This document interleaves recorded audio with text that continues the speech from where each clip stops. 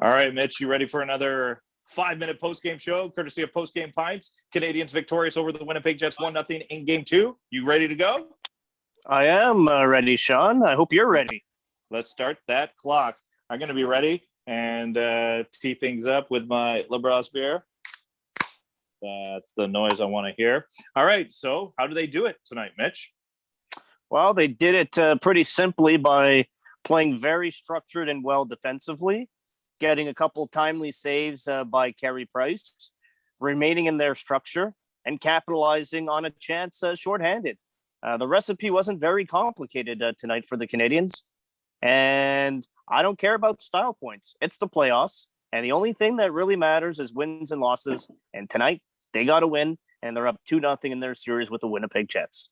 They seem so comfortable with what they are being asked to do, and everybody's playing the role, and you heard them speak about it. That's what stood out to me after the game, is the way that the players spoke about the role and saying, we're kind of using it as a unit, and you can look forward and look past. The Canadians still can't look past the Winnipeg Jets. They're in control right now of this series, but their system right now is putting the Jets to sleep, and it's really not working well. And let's just a quick word on the Jets, Mitch. That was a team that looked uninspired, and maybe it's a credit to the Canadians, but to me, they look uninspired. Well, I'm going to go back to Game 7 against the Leafs. Everybody said the Leafs look uninspired. And then you have Game 2, everyone's saying the Jets look uninspired. Maybe the way the Canadians play is just frustrating and not easy to deal with. You look at their back end, Sean, a lot of big bodies on the blue line, not easy to get to those tough areas on the ice.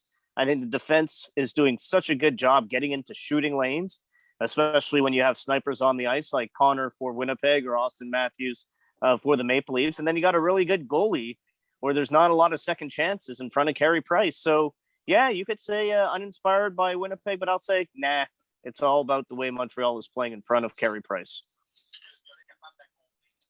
All right, what about that goal from Tyler Toffoli? Shorthanded, another shorthanded goal from the Canadians. They're living in moments right now. The Paul Byron goal was a moment. The overtime goals were moments. The Gallagher goal was a moment in for the Canadians. And now I'm looking at this shorthanded goal, a 0-0 hockey game, and he just makes a Tyler Toffoli move. It kind of looks like it's a 1-on-3.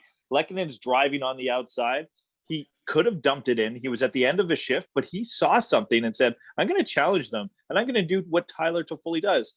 Lazily come in across the blue line, cut in the middle, take a wrister, and score. That's what he does. Typical Toffoli. Typical Toffoli, and Sean, a no-risk play, really, because if he takes that shot, misses the net, he probably goes off for a line change.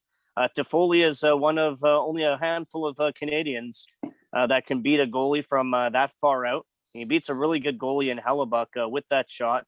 We saw the Canadians during the regular season. They're a team that can produce offensively while shorthanded. 9 shorthanded goals during the regular season in 56 games, and now 2 in the playoffs after 9 games played. So I think other teams and the Leafs and Jets have paid for this. You got to watch out because the Canadians will try to strike offensively when down a man. All right. When's Cole Caulfield going to score? On his next shot. You're going to be right eventually on that one. Man, he's close. He still looks good. And this is not saying that he's not getting the chances. It's going to come. And I think it might be in another moment. I don't think it'll be a throwaway goal. I think it'll be in a very important moment for the Canadians. Because as you can see, Connor Hellebuck was on. Goals are going to be hard to come by in this series. Yes, the Canadians lead 2-0, but this series is far over in my mind. Yeah, and look, he is a guy who takes a lot of shots, 5 shots in Game 2. I think sometimes people don't realize how hard it is to get a shot on goal. A lot of pepper on those shots, too. Of course, he's facing NHL goalies right now. You're right about the moment. I can see that happening as well. And, hey, we're going to see fans at the Bell Center for Games 3 and 4, so no better time to score that first playoff goal when you're doing it in front of the fans on Bell Center ice. What do you think of Lekkonen very quickly? I thought he was fine and did the exact role that Evans was doing.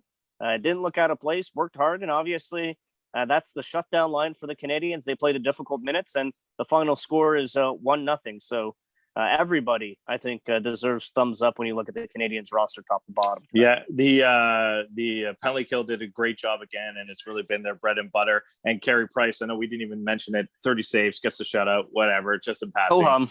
Yeah, ho-hum, Carey Price. That's it for us on the 5-minute post-game show. Mitch, it's time for you to go home to open up yourself a LeBras beer. Cheers. Canadians win the game 1-0. They're up 2-0 in the series, and that's it for us.